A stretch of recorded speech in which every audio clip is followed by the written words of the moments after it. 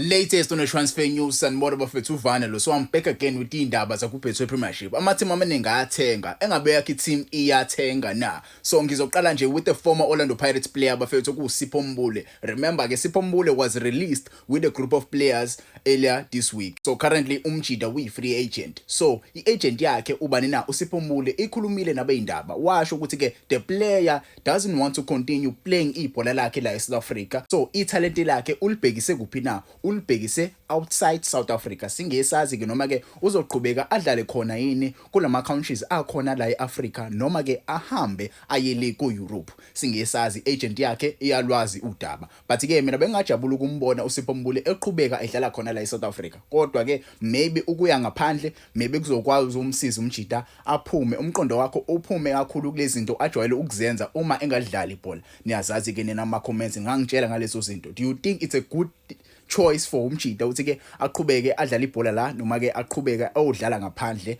njengoba nje agent yakhe isho? Kwezinye izindaba eziphumile ke namhlanje kuthiwa iSkhukhune United are set to part ways with the striker okubani na okuBradley Grobler. Remember ke uBradley Grobler una 38 years old. Umjida wenze izinto ezimangalisayo last season, eshaya nje amagoli amaningi endlela ezisimanga because last season ube na 13 goals and assists. Yabo ucontribute ngempela kweSkhukhune United ukwazile ukuthi ke asisize uSkhukhune United senze kahle la season, kodwa ke kubukeka engawuthi ke bamdedela kuyona le season le bafethu uzoba nje free agent. Singesazi akhona ama team amaningi la akhona kuBetway Premiership mhlambe angadinga ukuthi ke amsign for maybe one season aqhubeke adlale ibhola noma ke umjida uzokhetha ukuretire kuyena uBradley Grobler usanalo kodwa mina italent ngokwami usengamsigna. I think a short term contract isengamsiza umjida akwazi ukuthi ke aqhubeke kuBetway Premiership.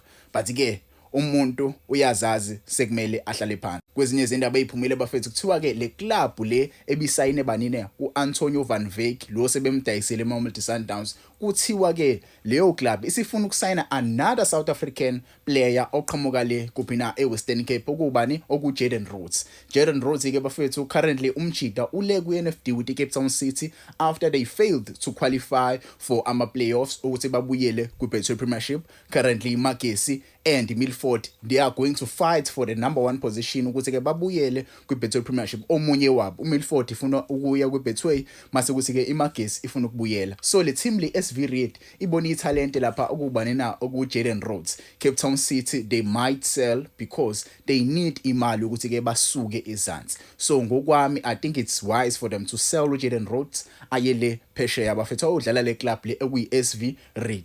Kwezinye izindaba eziphumile bafethu iSkhukhune United bafethu sidedele another player okuLesibanku. Lesibanku bafethu umjida the former Mamelodi Sundowns player currently free agent. Yabo free agent umjida currently because udedeliwe. Angifuni uqamba manje istory sakhe umjida bafethu siyadabukisa, but ke angifuni ukukhuluma kakhulu. Maybe I will do another video regarding yena uLesibanku because lo mjida lo kuningi kakhulu yabo. Because ngiyakhumbula before joining Sundowns he was one of the best defenders akhona la kuBetway Premiership, but ke yasazi ke story for join Sundowns if awukho serious ngebhola izinto zakhe ngezikhambele kahle. So umjida currently free agent. Maybe kakhona ama team la kuBetway Premiership asengam approach akwazi ke amqoqe kahle abuyele esimeni umjida aqhubeke adlala ibhola yabo, because ibhola iyona into ekumele ufocus kuyona la kuBetway Premiership.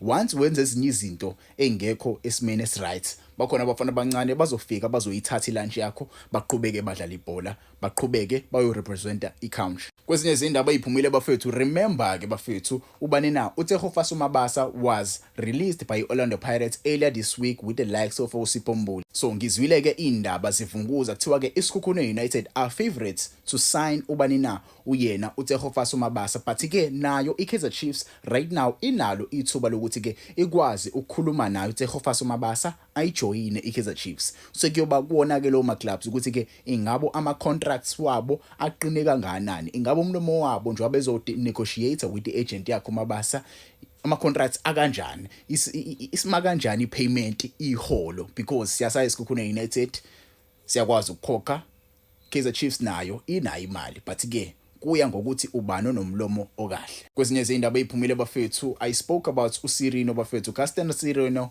contract yakhe izo expire nje njengoba kuzophela uJune and iKaizer Chiefs haven't spoken to the player and the agent of the player. It looks like Umchita izophela contract yakhe and ngeke aza renew with the Kaizer Chiefs, and the Kaizer Chiefs nayo ngeke izi approach for a renewal of Gaston Sirino's contract. Kwezinye izindaba eziphumile kuthiwa iSikhukhune United sesayine the former captain of iAsante Kotoko. Umchita ke bafethu igama lakhe uSamba O'Neil. Umchita bamsayine on a free transfer. So usayine 2-year deal with iSikhukhune United with an option to extend for 24 months with an option to extend for another 2 years. Yabo ngamanye amazwi. Umchita kubuye ngathi ke kuzoba i-defender right for iSikhukhune United. Remember, he was playing for the team that beat Kaizer Chiefs on the trophy they created okuyini na okuyi-Toyota Cup. Kwezinye izindaba eziphumile bafethu the two South African referees Abongile Thom noZakhele Siwela, they will be officiating kule match yeGermany iyobidlala against iCuracao. But ke uAbongile Thom will serve as the fourth official while uZakhele Siwela will be named as the reserve assistant referee waleyo game leyo. So abajita bazobe involved ukuhleleni ekuthatheni izinqumo ezizowenziwa orefi kulowo mdlalo lo. Siyabahalalisela nje ngempela engawuthi ke kulama games aqhubekayo singambona Abongile Thom eba ureferee engena phakathi enkundleni eyibambile ngempela impempe. Simbone naye uZakhele Siwela elibambile iduku lapha yabo kuma lines. Sike sebalililisela ngempela bafethu. Ngisakubona nje orefi bakhona la eAfrica. Thiwa ke iUEFA namhlanje ikhipha umbiko yathi ke urefi lo unqatsheliwe ukuthi ke ayo officiator lapha eUSA wase Somalia. Mina imkhumbula kahle ke lo referee bafethu wathola nje imendlela ezinkulu kakhulu la season kwiCAF because uyena obe urefi weChampions League lapho khona iMamelodi Sundowns eyenze khona umlando yathatha iStars sesibili against Asfar. Ube uyena urefi. Ngiyangijabulisa kakhulu kumbona bafethu enikezwa ithuba by uUEFA ukuthi ke ayoba ureferee between PSG neAston Villa lapha kwiSuper Cup. iUSA bafethu ayifunanga ukuthi ke angene abe ureferee khona because kuthiwa ke kunezinsolo zokuthi ke ukwinye yengxenye angifuni kodwa ukukhuluma kakhulu ngendaba yakhe but ke it's too political, but I'm happy for him ukuthi ke uzothola ithuba lokuthi ke ayoba iofficiating ayoba ureferee for le game le enkulu kanje yabo. Kwezinye izindaba eziphumile bafethu the Mamelodi Sundowns player okuRezinho kuthiwa ke kunengxoxo ezikhona currently Umchita ufuna ukuterminate icontract yakhe with iMamelodi Sundowns ngoba mwasubheka nje kwiSundowns Umchita akayitholi kakhulu igame time njengoba nje engayitholi kakhulu igame time and ifitness yakhe ayikho that strong because Umchita unako ukulimala once and there. Mukhumbula kahle last season iSundowns yamsign on a free transfer, so Umchita ufuna ukuterminate icontract yakhe early. Singesazi noma mhlambe ke akahlaliselekile kahle la eSouth Africa noma mhlambe ke kuneyinkinga ezikhona la esuka khona ePortugal, but ke iSundowns isanayo ioption yokuthi ke imconvince Umchita ahlale, but ke singesazi ungangitshela wona ama comments. Kwezinye izindaba eziphumile kuthiwa uDavid Notwane has emerged as a new head coach of iUniversity of Pretoria. Manje wakhumbula kahle ama-Tuks bafethu kuthiwa ke ubaba lo who was part of a technical team eBafana Bafana back then sethole ithuba lokuthi ke abuyele ezintini abuyele ukuzocoacha icoach ekuthiwa ke iUniversity of Pretoria elilwayo nalo lapha eZansi elifuna ukubuyela kwiBetway Premiership. Singesazi noma ke lizokwazi ukubuyela after selithole yona